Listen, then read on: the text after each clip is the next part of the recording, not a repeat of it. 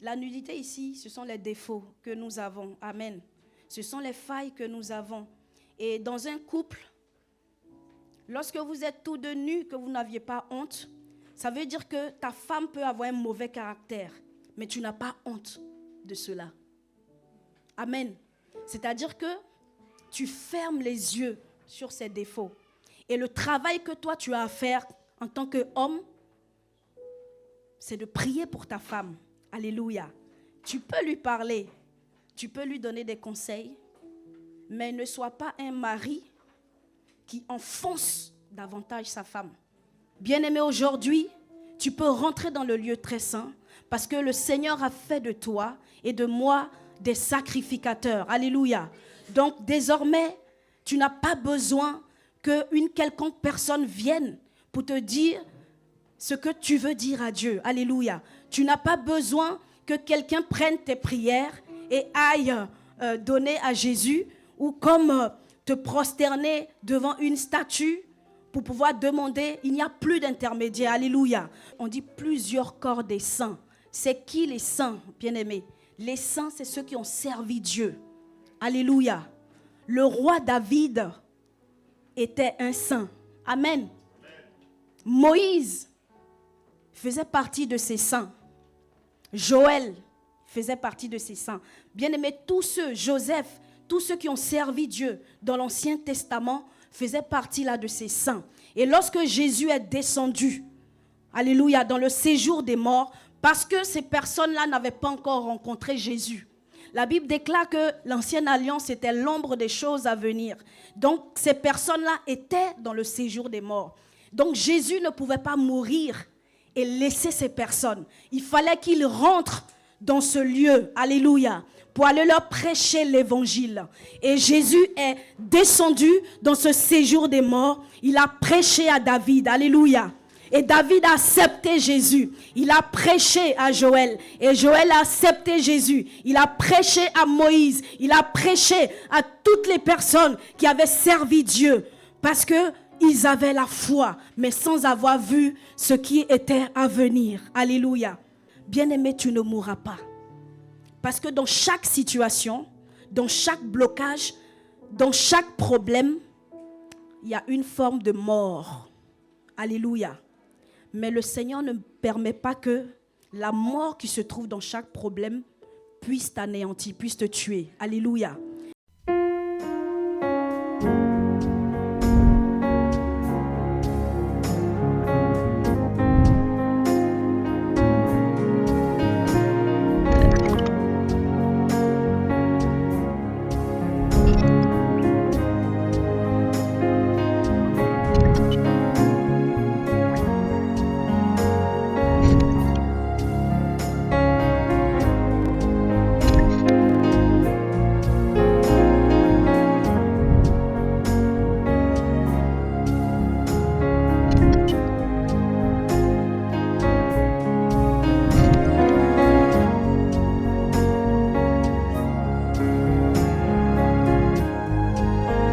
Alléluia, gloire à Dieu. Amen, amen. Le Seigneur m'a fait grâce ce matin de vous partager la parole. Alléluia. Amen. Alors nous allons prier encore. Amen. Nous allons prier afin que le Saint-Esprit dispose nos cœurs.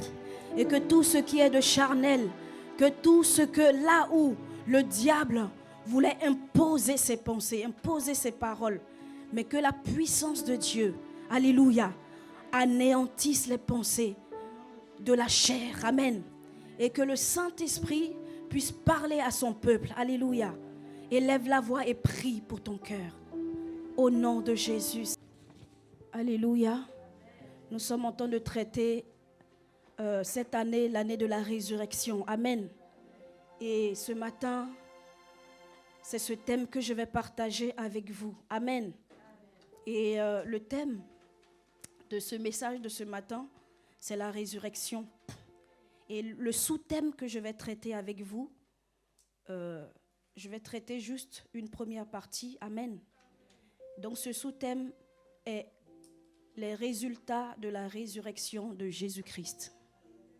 Les résultats de la résurrection de Jésus-Christ. Alléluia.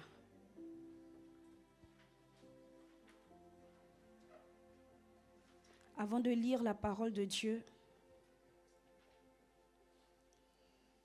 il faut juste noter que notre texte de base est Matthieu 27, versets 50 à 54.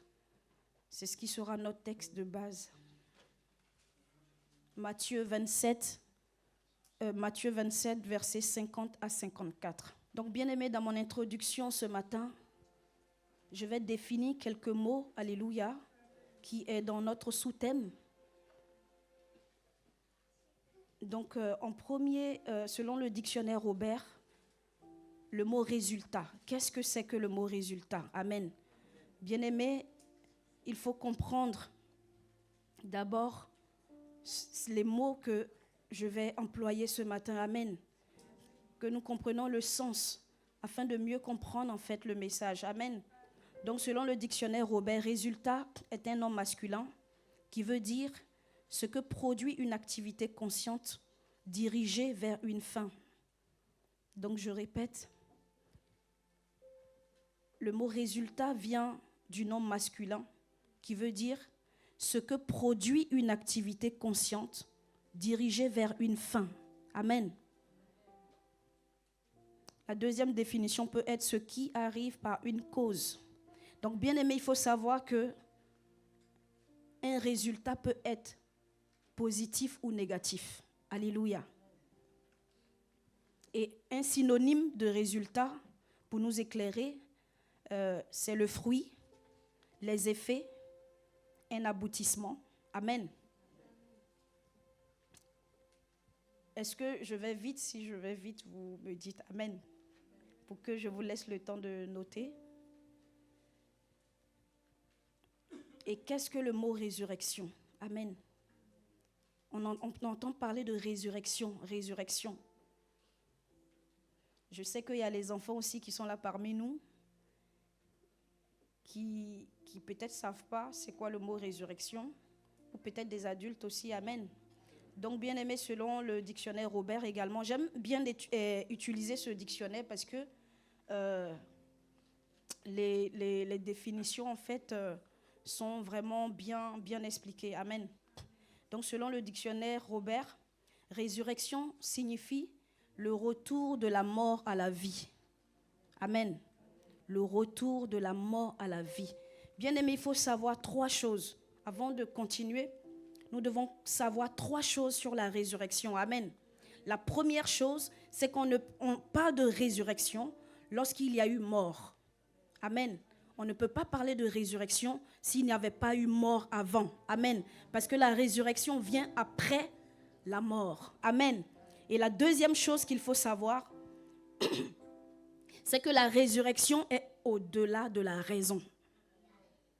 La résurrection, on ne peut pas l'expliquer. La science ne peut pas démontrer la résurrection. Même s'ils essayent de démontrer, ils ne pourront pas l'expliquer. Parce que la résurrection va au-delà de notre raison. Amen. Et la troisième chose qu'il faut savoir sur la résurrection, c'est que la résurrection qui a marqué l'histoire de l'humanité est celle de Jésus-Christ. Et il y a de cela depuis 2000 ans. Amen. Même s'il y a des théories qui essayent de prouver que Jésus n'a pas été ressuscité, mais toi et moi, nous savons que Jésus-Christ a été ressuscité. Amen. Si Jésus n'était pas ressuscité, nous n'allons pas être ici, en train de le prier, en train de l'adorer. Amen. Donc Jésus-Christ est bel et bien ressuscité. Amen. Et il y a même des scientifiques qui arrivent. J'ai suivi en fait un scientifique qui a démontré par A plus B que Jésus est ressuscité. Mais Jésus est également Dieu. Amen. Parce qu'il y a des personnes qui disent, ou il y a des religions qui disent que Jésus n'est pas Dieu. Comment Dieu peut avoir un fils? Dieu n'a pas de fils. Alléluia. Bien-aimés, si nous arrivons à comprendre par la raison, les choses de Dieu ne se comprennent pas par la raison. Alléluia. Il dit il faut croire. On croit avant de voir. Alléluia. Et c'est ça qu'on parle de la foi. Amen. Alors, donc pour continuer, comme je disais ce matin, les résultats, le sous-thème, les résultats de la résurrection de Jésus-Christ. Bien aimé, la résurrection de Jésus-Christ a produit plusieurs résultats. Amen. Et la liste est non exhaustive. Je ne vais pas citer tous les résultats qu'a produit la résurrection du Christ. Amen. Mais parmi ces multitudes de résultats, je vais traiter avec vous ce matin 3 résultats. Amen. 3 résultats qui sont des fondamentaux. Alléluia. Qui sont des vérités fondamentales pour nous, enfants de Dieu, et même également pour l'humanité. Amen. Donc, la première vérité, le premier résultat qu'a créé la résurrection de Jésus-Christ, c'est la victoire sur la mort et sur le séjour des morts. Amen. Donc, tu peux marquer ça en 1, la victoire sur la mort et sur le séjour des morts. Et nous allons lire Matthieu 27, versets 50 à 54. Si tu as trouvé, je vais le lire. Je lis au nom de Jésus. Jésus poussa de nouveau un grand cri et rendit l'esprit. Et voici, le voile du temple se déchira en 2, depuis le haut jusqu'en bas. La terre trembla, les rochers se fendirent, les sépulcres s'ouvrirent, et plusieurs corps des saints qui étaient morts ressuscitèrent. Étant sortis des sépulcres, après la résurrection de Jésus, ils entrèrent dans la ville sainte et apparurent à un plus grand nombre de personnes. Verset 54. Le centenier et ceux qui étaient avec lui, pour garder Jésus, ayant vu le tremblement de terre et ce qui venait d'arriver, furent saisis d'une grande frayeur et dirent, assurément, cet homme était fils de Dieu. Amen. Assurément, cet homme était fils de Dieu. Le voile du temple se déchira en 2. Bien-aimé, la déchirure du voile du temple est une victoire monumentale. Alléluia. Pour nous, enfants de Dieu. Parce que, bien-aimé, avant la mort de Jésus et avant sa résurrection, il y avait un voile qui séparait le lieu saint et le lieu très saint. Amen.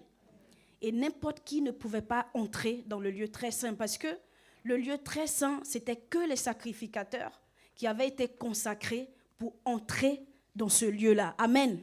Parce que l'arche de l'alliance de Dieu était posée dans le lieu très saint. Et dans le temps où, dans l'Ancien Testament, amen, dans l'Ancienne Alliance, lorsque le sacrificateur entre dans le lieu très saint, en fait, on lui attachait une corde autour de ses reins et la corde, en fait, restait au lieu très saint pour que lorsqu'il y ait un problème, parce qu'il pouvait arriver que le sacrificateur pouvait tomber raide et mourir dans le lieu très saint. Mais étant donné que tout le monde ne pouvait pas entrer là, parce que si tu rentres alors que tu n'as pas été consacré, tu peux mourir. Amen. Et donc, ce qui se passait lorsque il y avait un problème et qu'on n'entendait plus la voix du sacrificateur, pour pouvoir le faire sortir en fait du lieu très saint, ils tiraient la corde de dehors pour le faire sortir. Amen. Mais personne ne pouvait entrer dans ce lieu parce que c'était là où il y avait la présence de Dieu. Alléluia. Et on n'avait pas cette opportunité aujourd'hui ou ce privilège de pouvoir parler directement à Dieu. Parce qu'il y avait un intermédiaire qui était là, qui partait parler à Dieu, qui était le sacrificateur. Amen. Et nous allons lire pour cela Exode 26, le verset 33. Je lis au nom de Jésus. Tu mettras le voile au-dessous des agrafes, et c'est là, au-dedans du voile, que tu feras entrer l'arche du témoignage. Le voile vous servira de séparation entre le lieu saint et le lieu très saint. Bien-aimés, il y avait une séparation parce que autrefois, nous étions dans le monde. Amen. Nous étions perdus. Nous étions égarés. Chacun errait ça et là. Amen. et nous étions livrés à nous-mêmes. Il y avait une séparation. Comme cette séparation entre le lieu saint et le lieu très saint, il y avait une séparation également entre l'humanité et Dieu. Alléluia. On ne pouvait pas accéder à Dieu directement. Mais aujourd'hui, bien-aimés, le voile a été déchiré. Le voile du temple a été déchiré. Et aujourd'hui, tu peux entrer dans le lieu très saint. Tu peux accéder à Dieu lui-même. Tu peux lui parler lui-même. Tu peux lui exprimer ce que tu ressens. Ce qui n'était pas le cas avant. Amen. Ce qui n'était pas le cas avant la mort et la résurrection de Jésus-Christ. Bien-aimé, j'aimerais te dire ce matin que toutes les montagnes, comme nous avons lu tout à l'heure, dans Matthieu 27, versets 50 à 54, les rochers se fendirent. Bien-aimés, le temps arrive où les rochers vont se fendre devant toi. Le temps arrive où les montagnes vont se briser devant toi. Alléluia. Moïse, lorsqu'il était là devant la mer Rouge, il n'y avait pas de solution. Il regarde devant, il y a la mer. Il regarde derrière, il y a Pharaon qui arrive avec son armée. Et il était au milieu. Et le peuple commençait à se lamenter. Alléluia. Mais Moïse était confiant parce qu'il savait ce que son Dieu était capable. Alléluia. Et si tu crois en ce Dieu, si tu mets ta foi en lui, quel que soit le temps que cela peut prendre, il agira certainement. Alléluia. Attends la prophétie, attends-la. Même si elle tarde, attends-la. Car elle s'accomplira. Et elle s'accomplira certainement dans ta vie. Amen. Alors, bien-aimés, désormais, il n'y a plus de séparation entre le lieu saint et le lieu très saint. Et cela nous montre que les deux parties du temple étaient séparées. Tout le monde ne pouvait pas entrer dans le lieu très saint, car ce lieu était réservé qu'aux sacrificateurs. Alléluia. Bien-aimés, nous allons lire Hébreux 6, versets 19 à 20. Si tu as trouvé, je vais le lire.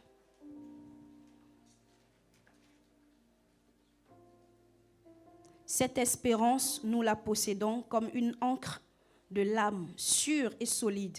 Elle pénètre au-delà du voile, là où Jésus est entré pour nous comme précurseurs, ayant été fait souverain, sacrificateur pour toujours, selon l'ordre de Melchisédek. Alléluia.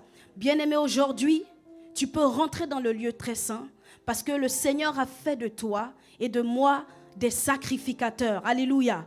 Donc, désormais, tu n'as pas besoin qu'une quelconque personne vienne pour te dire ce que tu veux dire à Dieu. Alléluia. Tu n'as pas besoin que quelqu'un prenne tes prières et aille donner à Jésus ou comme te prosterner devant une statue pour pouvoir demander. Il n'y a plus d'intermédiaire. Alléluia. Parce que Jésus a accompli le miracle et il a fait de toi un sacrificateur.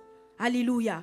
Donc désormais, tout croyant peut accéder directement au Seigneur. Si et seulement si il accepte le Seigneur dans sa vie comme son Seigneur et son Sauveur personnel. Alléluia. L'anticipation sur la résurrection finale. La résurrection de ceux qui ont servi Dieu signale une intervention divine décisive. La résurrection de ces hommes est le même type que celle de la fille de Jairus et non celle de Jésus. Nous allons revenir encore dans notre texte de base qui est Matthieu 27, versets 52 à 53. Je lis au nom de Jésus. Les sépulcres, je lis à partir du verset 51. Et voici le voile du temple se déchira en deux, depuis le haut jusqu'en bas. La terre trembla, les rochers se fondirent, les sépulcres s'ouvrirent, et plusieurs corps des saints qui étaient morts ressuscitèrent. Étant sortis des sépulcres après la résurrection de Jésus, ils entrèrent dans la ville sainte et apparut à un grand nombre de personnes.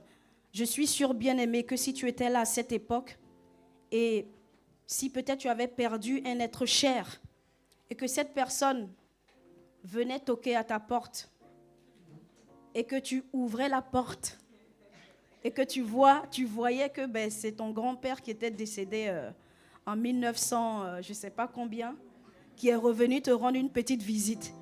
Je ne sais pas ce qui sera ta réaction. Alléluia. On dit les rochers se fondirent, les tombeaux s'ouvrirent. Est-ce que toi, tu peux accueillir chez toi ton parent qui est mort depuis? Mais c'est ce qui s'est passé là, en fait. C'est ce qui s'est passé là. Et toi, tu ne peux pas le faire. Tu ouvres la porte, tu vois que c'est la personne, tu vas dire que c'est un fantôme, n'est-ce pas? Mais alors qu'on parle de résurrection, ils ont été ressuscités. Amen. Peut-être si toi, tu étais la mère je parle de la fille de Jairus. Parce que sa fille était morte. Et quand le Seigneur Jésus est entré dans la maison, dans la chambre, là où elle était couchée, il a prié pour elle, elle a été ressuscitée. Si c'était toi, comment réagirais-tu? Tu as pleuré ton enfant qui est mort.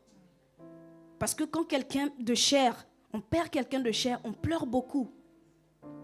Mais ce qui est paradoxal, souvent, c'est que si la personne revenait à la vie, je ne pense pas qu'on va être joyeux d'accueillir la personne. Alors que la personne est décédée, on a pleuré la personne. Et les pleurs expriment en fait une douleur de la perte de la personne. Donc normalement, quand la personne revient à la vie, tu dois ouvrir les bras pour l'accueillir. Tu dois être dans la joie. Mais pourquoi tu as peur? C'est la question qu'il faut se poser. Parce que quand j'ai lu cette partie, je me suis dit, mais les personnes qui étaient dans la ville en ce moment-là, parce que tous ceux qui sont ressuscités sont rentrés dans la ville. Donc ils sont rentrés en masse. Et là, je pense que chacun avait reconnu son parent. Ah, c'est mon parent qui était mort depuis.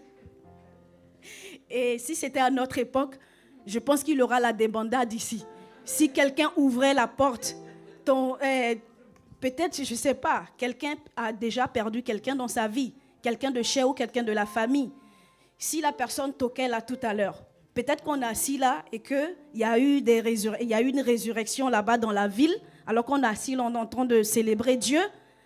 Et là, on leur dit, ton parent va aller chez toi, on va lui dire, elle est partie prier à l'église. Ou bien il est parti faire le culte. On lui dit, il demande, ok, c'est où l'adresse? Donnez-moi l'adresse, je vais aller le voir. Amen. Et maintenant, on lui donne l'adresse, il vient et il toque là. Et le frère ouvre la porte. Bon, le frère, ça va encore parce que lui, il ne sait pas. Il ne connaît pas la personne, il ne connaît pas ton cousin ou ton frère ou ta soeur qui est parti. Mais quand toi, tu vas le voir, c'est que ce sera quoi ta réaction? Est-ce que tu vas être content de l'accueillir parce que tu l'avais pleuré? Tu as eu mal, mais Dieu l'a ramené.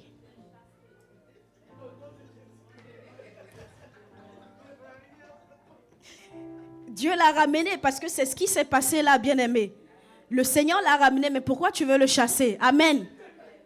C'est la raison pour laquelle je disais tout à l'heure que la résurrection de ces hommes-là est différente de la résurrection de Jésus-Christ. Parce que pourquoi la résurrection de Jésus-Christ te donne de la joie? Parce que tu sais que derrière la résurrection de Jésus, c'est l'accomplissement de quelque chose de monumental pour l'humanité. Alléluia. Alors que ces morts-là qui sont ressuscités, je pense que leur présence fait plus peur que de la joie. Amen. Parce qu'ils sont revenus à la vie et je sais qu'ils sont déjà morts. C'est-à-dire qu'ils sont ressuscités et ils sont morts encore à nouveau.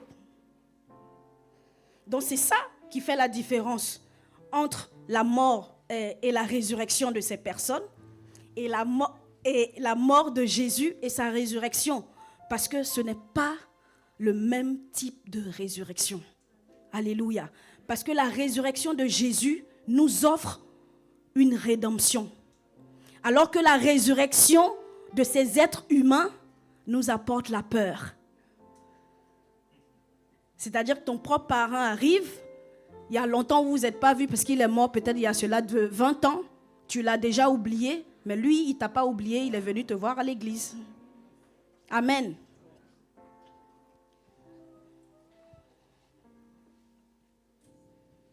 Alléluia. Nous allons lire Apocalypse 1, versets 17 à 19. Alléluia. Si tu as trouvé, je vais le lire. Je lis la parole de Dieu au nom de Jésus. Quand je le vis, je tombai à ses pieds comme mort. Il posa sur moi sa main droite en disant, « Ne crains point, je suis le premier et le dernier et le vivant. Je suis le premier et le dernier et le vivant. J'étais mort et voici je suis vivant au siècle des siècles. Je tiens les clés de la mort et du séjour des morts. Écris donc les choses que tu as vues et celles qui sont et celles qui doivent arriver après. Après celles, le mystère des 7 étoiles que tu as vues dans ma main droite et 7 chandeliers d'or. Les 7 étoiles sont les anges des 7 églises et les 7 chandeliers sont les 7 esprits, sont les 7 églises. Amen. Comme je disais tout à l'heure, bien aimé, la première victoire qu'a produit la résurrection de Jésus-Christ, de notre Seigneur, c'est la victoire sur la mort et sur le séjour des morts. Amen. Parce que lorsque Jésus est ressuscité, d'abord la Bible déclare, nous allons le lire après, la Bible déclare que Jésus, quand il est mort, il est descendu aux enfers pour aller prêcher là-bas aux morts. Alléluia.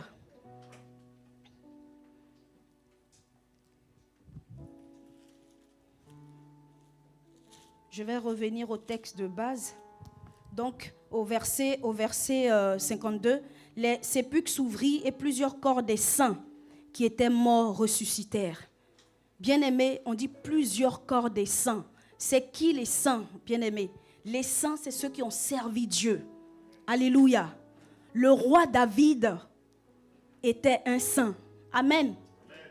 Moïse faisait partie de ces saints. Joël faisait partie de ces saints. Bien-aimés, tous ceux, Joseph, tous ceux qui ont servi Dieu dans l'Ancien Testament faisaient partie là de ces saints. Et lorsque Jésus est descendu, alléluia, dans le séjour des morts, parce que ces personnes-là n'avaient pas encore rencontré Jésus. La Bible déclare que l'ancienne alliance était l'ombre des choses à venir. Donc, ces personnes-là étaient dans le séjour des morts. Donc, Jésus ne pouvait pas mourir et laisser ces personnes. Il fallait qu'il rentre dans ce lieu, alléluia, pour aller leur prêcher l'évangile. Et Jésus est descendu dans ce séjour des morts. Il a prêché à David, alléluia. Et David a accepté Jésus. Il a prêché à Joël. Et Joël a accepté Jésus. Il a prêché à Moïse. Il a prêché à toutes les personnes qui avaient servi Dieu. Parce qu'ils avaient la foi, mais sans avoir vu ce qui était à venir. Alléluia. Ils ont entendu parler de Jésus. Ils ont entendu parler de Jésus. Et lorsque Jésus est descendu au séjour des morts, il a dit à la mort, « Mort, donne-moi les clés. Donne-moi les clés, parce que tu as été englouti, mort. Donne-moi les clés. » Et Jésus a pris les clés dans la main de la mort et du séjour des morts. Et désormais, il est assis à la droite de Dieu et il vit au siècle des siècles.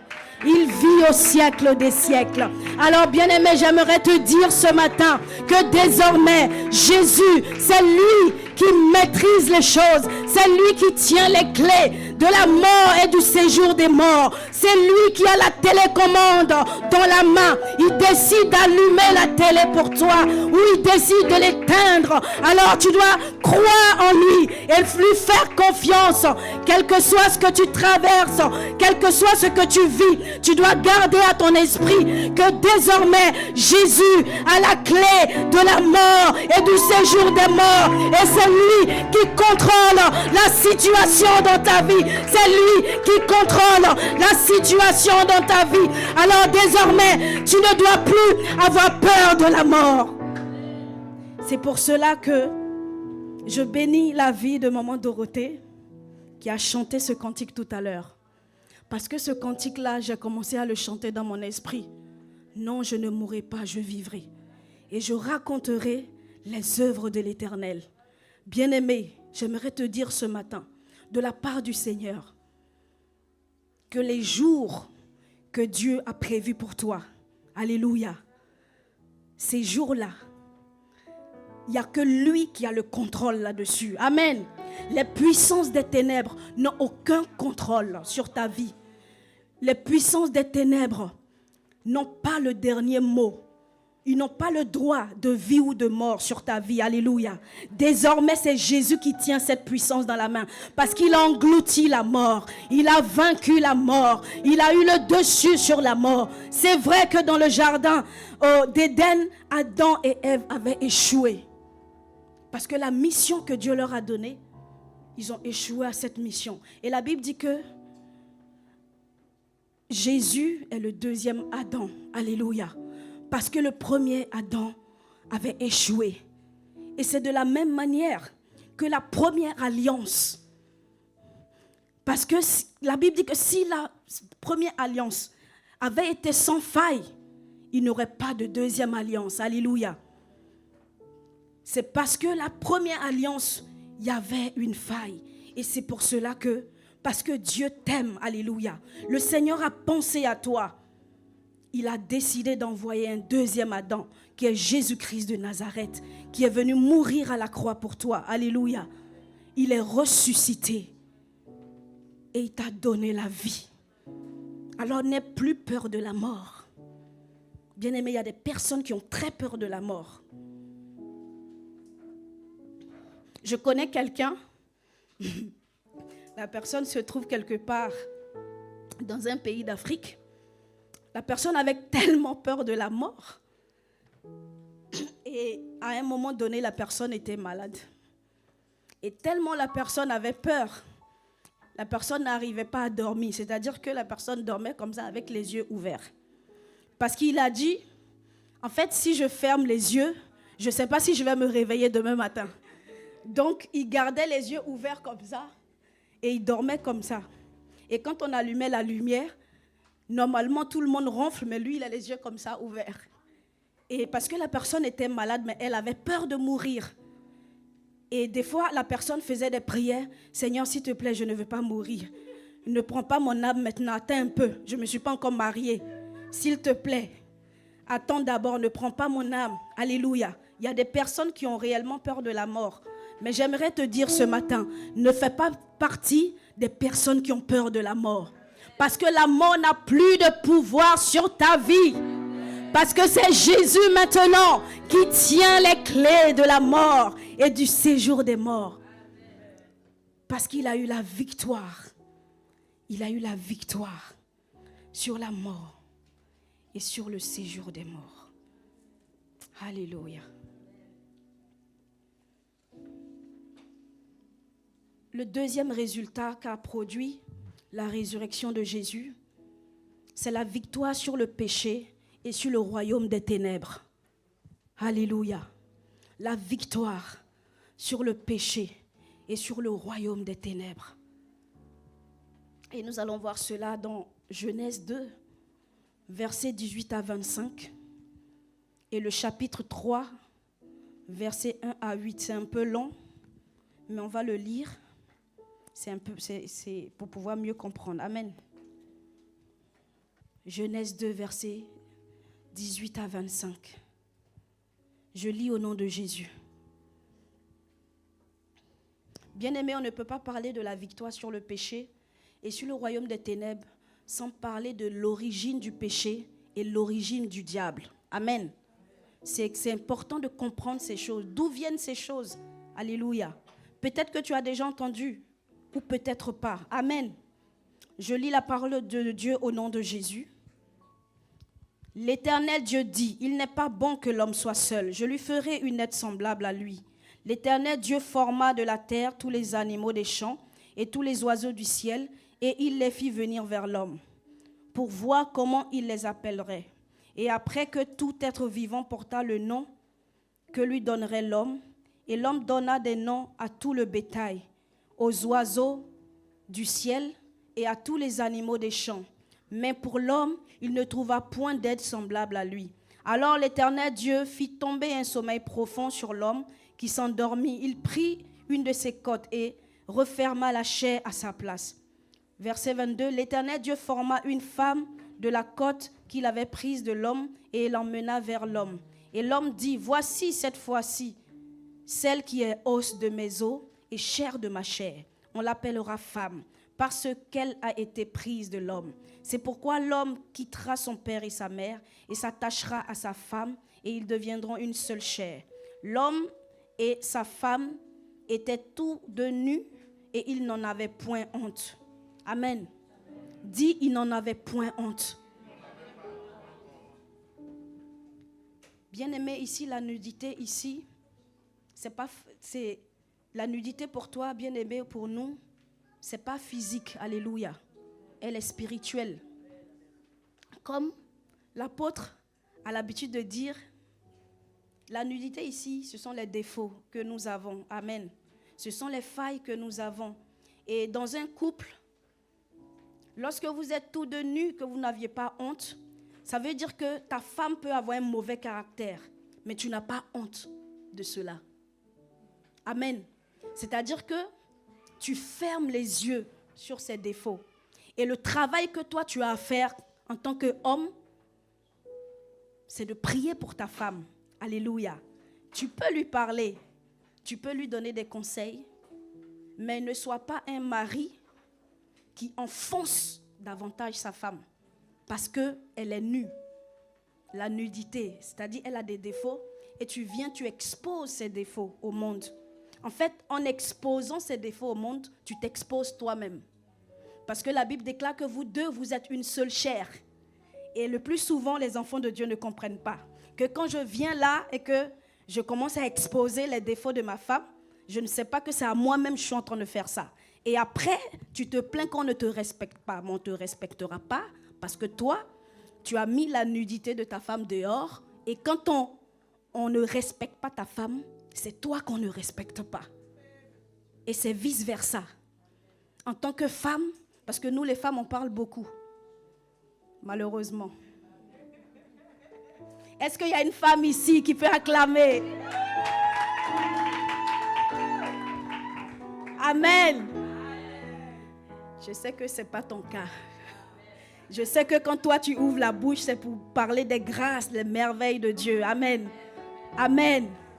Donc, comme je disais, nous les femmes, on parle beaucoup. Bien-aimés, j'aimerais donner à mes sœurs. Ce que je vais dire, ce n'est pas parce que je suis la meilleure des femmes de la terre. Amen. Mais ce que le Seigneur m'a appris et ce que j'ai appris également auprès de mon père l'apôtre et de ma mère Siam, parce que j'ai eu la grâce en fait de vivre avec eux. Bien-aimé, pendant un moment, je pense que mon bailleur même me cherchait, mais il ne me trouvait pas.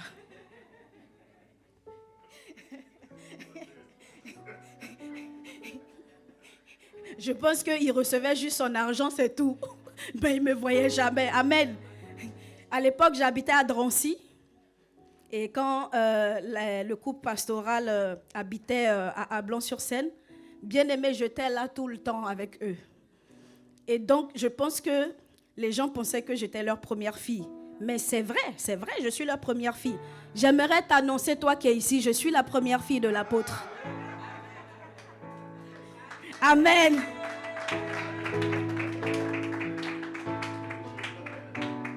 Donc, si tu es là que tu n'es pas au courant, je préfère te l'annoncer. Amen.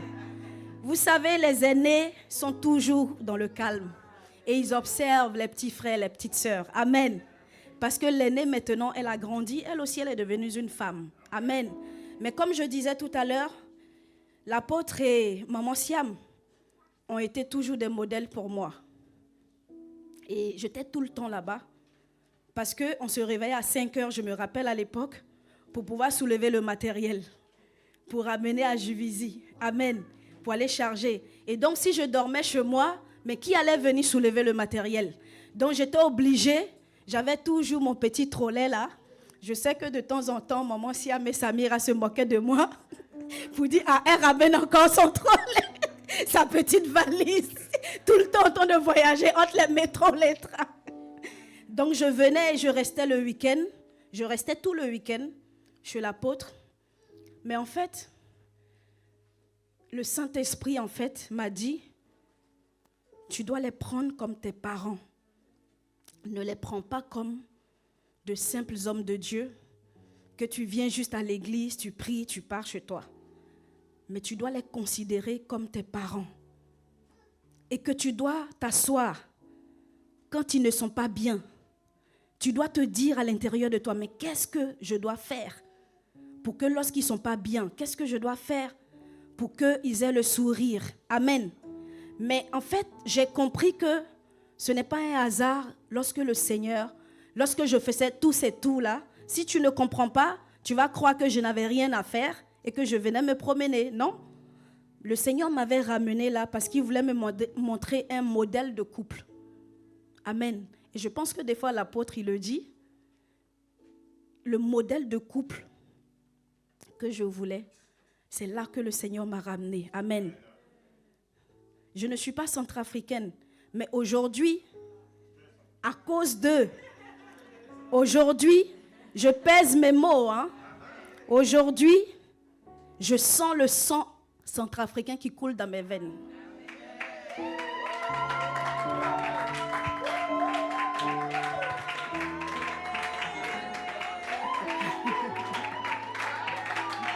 Amen.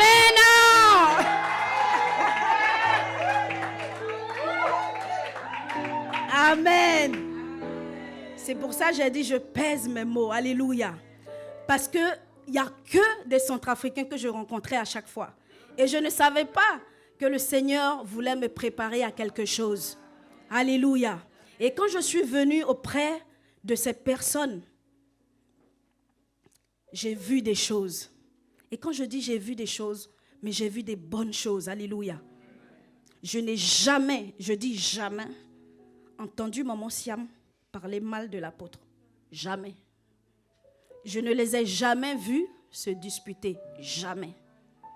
Parce que j'étais là. Je dormais là. Alléluia. Les enfants qui sont derrière, qui ont grandi, ils étaient tout petits. J'étais là avec eux dans leur chambre. Je n'ai pas, personne ne m'a raconté, mais je l'ai observé. J'ai vu aussi l'apôtre, un homme mais qu'on appelle la force tranquille. Je ne suis pas venue ce matin faire l'apologie de l'apôtre, mais ce que je veux dire, il faut que je rentre dans l'historique. Amen. Pour que vous compreniez ce que j'essaie de dire. Et lorsque je suis venue auprès de ces personnes, le Seigneur m'a montré le modèle de couple qu'il attendait de ses enfants. Et en particulier moi. Amen. Et un jour, je me suis assise, je parlais avec l'apôtre, puis j'ai dit, apôtre, qu'à compter de maintenant, je vais prier pour que Dieu me donne un homme comme toi. Je lui ai dit ça ouvertement. Amen. Et de temps en temps, il y a maman Siam et la diaconesse Amira qui se moquaient de moi. Parce que je dis, mais vous là, arrêtez, priez pour moi, je vais trouver mon centrafricain. Amen. Et un jour, l'apôtre m'a dit une parole qui m'a vraiment touchée. Et je l'ai gardée jusqu'à aujourd'hui. Mais c'était une déclaration qu'il faisait sur ma vie. Et j'ai saisi cette déclaration. Amen. Il m'a dit, toi, les mariages où on prend les doliprane là, non, ce n'est pas ton partage. Non, toi, non. Tout le monde peut avoir ça, mais toi, non, tu n'auras pas ça. Il dit non, toi, non. Tout le monde, sauf toi. Non. Et il a dit, la grâce qui est sur moi et maman Siam va venir sur toi. Alléluia. Je n'ai pas l'habitude de parler du diacre Priva, mais je vais parler de lui ce matin.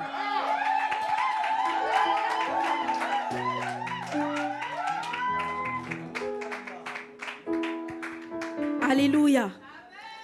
Parce que, bien aimé, c'est très important. Parce que si le péché est entré dans le monde, c'est passé par la femme. C'est pour ça que je veux parler aux femmes ce matin. Alléluia. Les femmes qui sont mariées, n'exposez pas la vie de vos maris sur la place publique. Parce qu'en le faisant, vous êtes en train de mettre leur nudité. Alléluia. Même si ton mari a des défauts, ou même si ta femme a des défauts, garde-les pour toi. Parce qu'aujourd'hui, le voile a été déchiré. Il n'y a plus de lieu saint et de lieu très saint. Amen. désormais, tu peux parler directement au Seigneur. Donc, lorsque quelque chose ne va pas, parle directement au Seigneur. Et le Seigneur va t'écouter parce que tu es sa fille. Alléluia. S'il a permis que tu te maries avec telle personne, c'est lui qui a planifié les choses. Je parle de ceux qui sont mariés dans la volonté de Dieu. Amen. Donc, la Bible dit que la corde à 3 fils se rompt difficilement. Le Seigneur est le 3e fil. Et donc, si il y a un problème, mais va t'adresser au 3e fil qui est au milieu de vous. Alléluia. C'est lui qui va vous raccorder. Alléluia. Quand il y a déchirure, c'est la 3e fil qui est au milieu qui va tirer à gauche, ramener, tirer à droite, ramener et recoller les morceaux. Amen. Et donc, comme je disais tout à l'heure, je n'ai pas l'habitude de parler de diacre privat, mais je vous dis, et je pèse mes mots encore.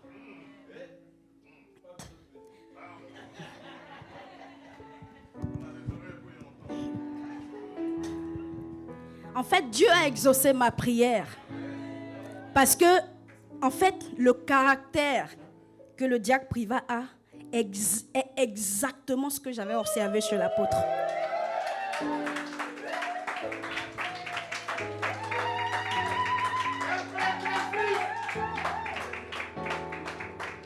Amen. Donc, si tu veux la même chose, mon ami, viens de temps en temps, pas chez l'apôtre, prépare-lui du foutou banane avec la sauce graine.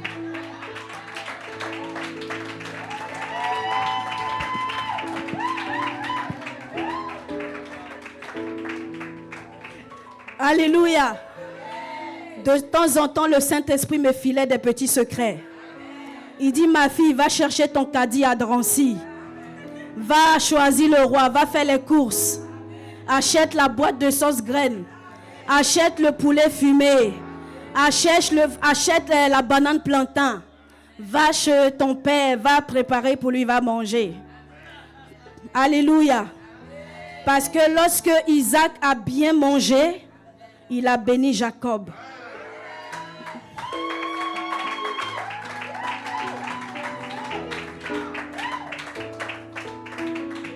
Amen. Donc, bien aimé, la sœur qui m'a dit derrière, je veux la même chose. Voilà le secret que je t'ai donné. Tu peux aussi préparer aussi la semoule et le ngunja. Il mange toutes les nourritures. Amen. Donc, quand il sera bien rassasié, il va dire, ma fille, voilà, la grâce vient sur toi maintenant. Et tu saisis la grâce. Alléluia. Donc, bien aimé, comme je disais, en tant que femme, bien aimée, Dieu a mis en la femme beaucoup de puissance. Alléluia. Beaucoup de capacité, beaucoup de potentiel qu'elle ne le pense. Alléluia. Bien aimé, un homme, quelle que soit sa taille, quel que soit son poids, une femme peut le maîtriser, elle peut le calmer. Ça ne s'explique pas, mais c'est à l'intérieur de toi. Alléluia. Et donc, saisis-toi de cette force-là que le Seigneur a mis à l'intérieur de toi pour être une source de bénédiction pour ton mari, une source de bénédiction pour ta femme. Alléluia. Et apprends à plus dire des belles choses à ta femme que à t'attarder que sur les mauvaises choses. Amen. Donc, sur ce, nous allons nous lever et nous allons prier. Est-ce que tu peux acclamer le Seigneur encore?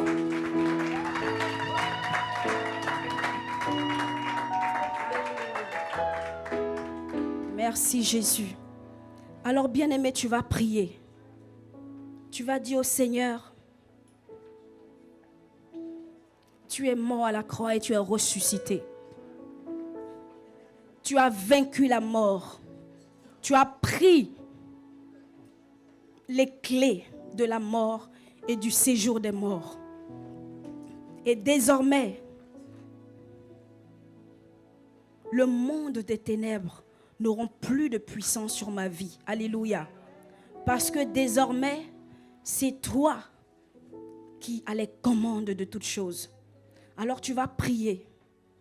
Tu vas déclarer que je ne mourrai pas. Je vivrai et je raconterai les merveilles de l'Éternel. Bien-aimé, tu ne mourras pas. Parce que dans chaque situation, dans chaque blocage, dans chaque problème, il y a une forme de mort. Alléluia. Mais le Seigneur ne permet pas que la mort qui se trouve dans chaque problème puisse t'anéantir, puisse te tuer. Alléluia. Il permet que même quand ces problèmes sont trop, mais tu arrives à tenir quand même. Alléluia. Alors élève la voix et déclare cela, que je ne mourrai pas, je vivrai et je raconterai les merveilles de l'Éternel. Élève la voix et prie au nom de Jésus. Seigneur Père, nous ne mourrons pas, nous vivrons et nous raconterons les merveilles de l'Éternel. Nous raconterons les merveilles de l'Éternel. Nous raconterons les merveilles de l'Éternel. Nous ne mourrons pas, nous vivrons. Nous ne mourrons pas, mon frère ne mourra pas. Ce problème ne va pas le tuer. Ce problème ne va pas la tuer. Alors je prie pour mon frère, je prie pour ma soeur, afin que Seigneur, ce problème qui perdure dans sa vie puisse être résolu au nom de Jésus. Puisse être résolu au nom de Jésus. Puisse être résolu parce que désormais, la mort a été engloutie. Elle a été engloutie. Oh mort, où est ta victoire? Oh mort, où est ton aiguillon? Tu n'as plus de pouvoir. Tu n'as plus de puissance. Tu es vide. Tu es vide de puissance. Tu es vide de puissance. Tu es vide de puissance. Merci Père. Merci Adonai. Merci El Shaddai. Que ton nom soit béni. Que ton nom soit glorifié. Alléluia. Bien-aimé, est-ce que tu peux acclamer fortement le Seigneur? Je vais laisser la place à l'apôtre.